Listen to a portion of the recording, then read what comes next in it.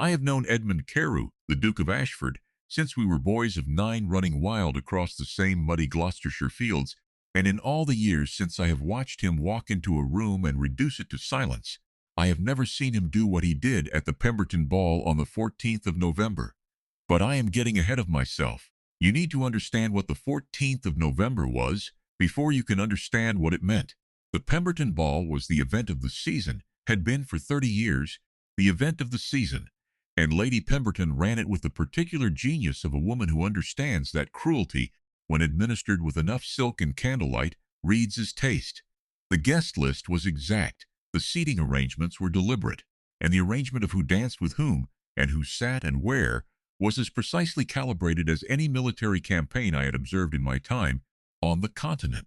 Into this arrangement stepped, with no particular awareness of the arrangement, and therefore no ability to navigate it, Miss Harriet Vane. I noticed her because Edmund noticed her, and Edmund noticing anyone at a ball was unusual enough to remark. She was seated against the far wall, third chair from the pillar, in a dress that was clean and well made but not fashionable, the sort of dress that announces, we are comfortable but not extravagant to anyone trained to read such things. And everyone in that room was trained to read such things. She was plain, in the sense that she was not what that room called beautiful, brown hair simply dressed, a steady face that was neither remarkable nor forgettable, the posture of someone who has decided to sit with dignity rather than invisibility, and has not quite managed to make the distinction readable to observers. She had not been asked to dance. This was, I understood, within 10 minutes of arriving the evening sport. The Ashby daughters had seen to it. They were 3 sisters of the kind produced in quantity by certain families, loud in their silence about a person, expert at the redirected glance, and they had decided, for reasons I did not at first understand, that Miss Vane's evening would consist of the wall and the chair, and the ornamental position of someone who has been permitted to attend, but not to participate. The eldest Ashby daughter said something to the girl beside her. They both laughed, faces angled slightly away from Miss Vane, aimed precisely far enough away that the gesture could be denied, but close enough that the target could not miss it. Miss Vane looked at her hands. That was the moment Edmund put down his glass. I should tell you what I knew of Miss Vane, which was more than most people in that room.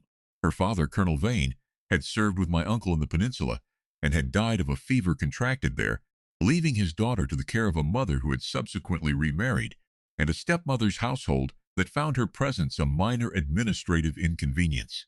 She had been given the ball invitation by an aunt who had meant it kindly, and not thought through what the room would do with it. She had not come to be chosen. She had come because her aunt had pressed the card into her hand with the expression of someone bestowing a gift, and she had not known how to explain that the gift had teeth. I knew all of this. Edmund knew none of it. What Edmund knew was what he could see from across the room, a woman sitting alone, being laughed at by people who were laughing at no one in particular. In the particular way that means the laughter is very specifically directed.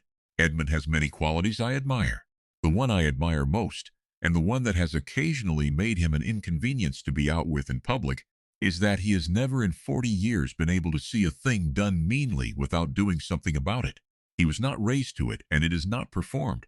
It is simply the way he is organized. He crossed the ballroom. I watched from the edge of the room with Lord Whitmore, who said, "Good God, what is Ashford doing?" in the tone of a man watching a horse walk into a drawing-room. Edmund walked the full length of the ballroom, the full length, past the Ashby daughters and past Lord Pemberton and past every eye that had tracked him since he arrived, and he stopped in front of the third chair from the pillar, and he bowed, not the abbreviated bow, the full bow. Miss Vane looked up with the expression of someone checking whether the gesture is directed at her or at someone standing behind her. Edmund said, loud enough to carry, and he knew it would carry, "He is not a man unaware of the acoustics of a room, Miss Vane. I believe this is the moment I ask if you will honor me."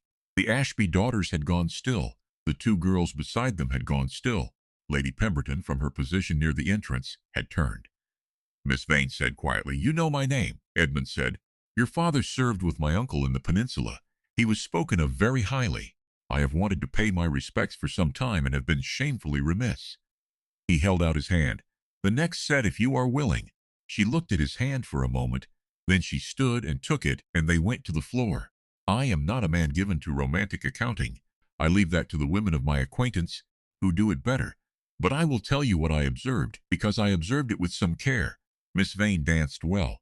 This was not remarked upon, because nothing about her was remarked upon that evening except the fact of Edmund's choosing her, which was remarked upon by everyone in the room, and which will, I suspect, be remarked upon for several seasons to come. She danced with the composed self-possession of someone who has learned her steps thoroughly, and is now simply doing them without the performance of enjoyment that the room usually required. Edmund danced with her for 2 sets. He did not usually dance twice with anyone. I watched the Ashby daughters recalibrate in real time.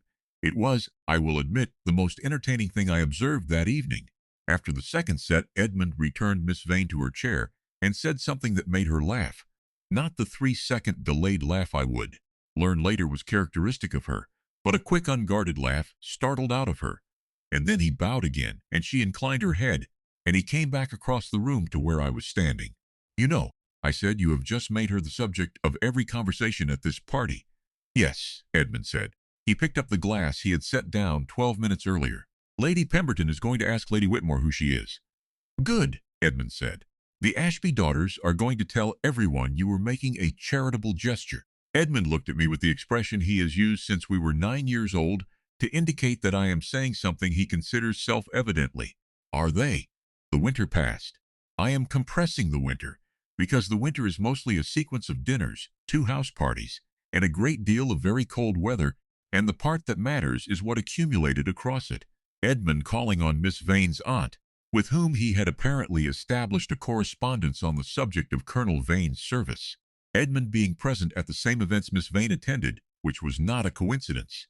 Edmund being, in short, the particular kind of deliberate that he is when he has decided something matters.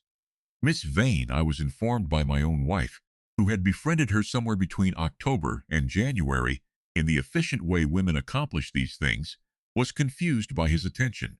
Not distrustful, she had no guile in that direction, but genuinely puzzled, in the way of someone for whom persistent kindness from an unexpected direction registers as a problem to be solved.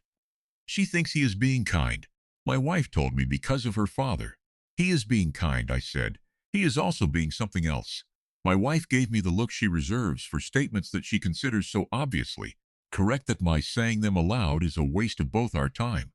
Edmund proposed in March in the garden of her aunt's house in Bath, during a walk that had been arranged with the unconcealed engineering of 2 people, my wife and the aunt, who had decided the situation had gone on long enough. Miss Vane said yes. I know this because Edmund told me the following morning with the expression of a man who has done something he considers entirely reasonable and is mildly surprised by how much it matters to him. "She asked me," he said, "if I was certain." "What did you say?" "I said that I had been certain since November, that the Ashby daughters had done her a considerable service by making it easy for me to see her clearly from across a crowded room." I thought about Miss Vane's face when she had looked up from her hands and found Edmund Carew, the Duke of Ashford, standing in front of the 3rd chair from the pillar, bowing. The expression of someone checking whether the gesture is meant for her. It had been meant for her. It had, from the beginning, been entirely and specifically meant for her. She became the Duchess of Ashford in June, in a ceremony at St. George's attended by the full society that had watched her sit against the wall of the Pemberton Ballroom 6 months earlier. Lady Pemberton was there. The Ashby daughters were there. They were all very gracious about it.